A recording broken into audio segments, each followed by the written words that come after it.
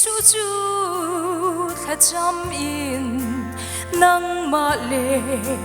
kai ma sual ruang amo tha cham in gian kho đầy reler phi tanga mo ka pa tin mo ka pa hi shai hin kalwa ter ko si man se nang ma nol si se zan tim nu chun lu khonin achap to mo ka pa tin mo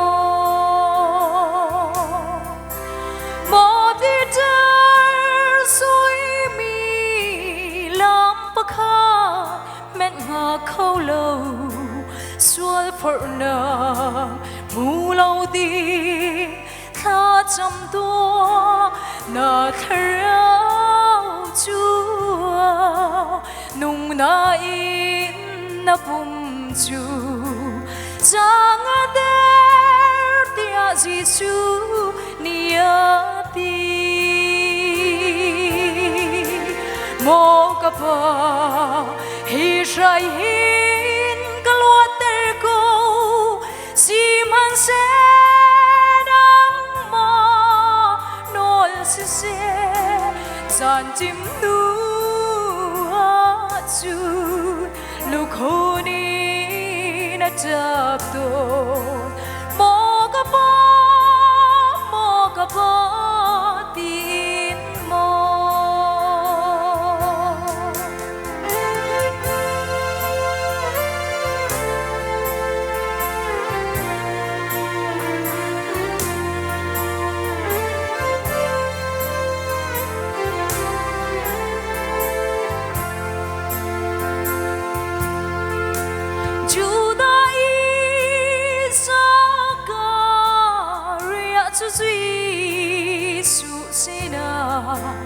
mo ka pa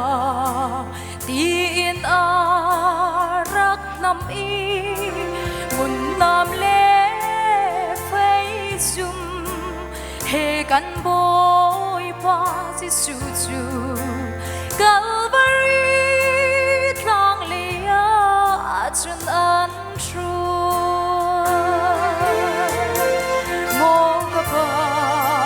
hi shai si man se nang ma nol si se zan tim nu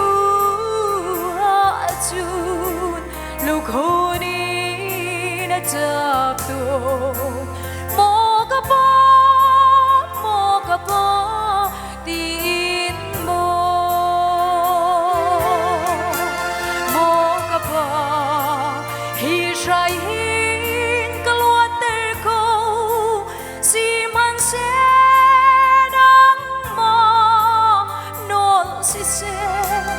zan tim nu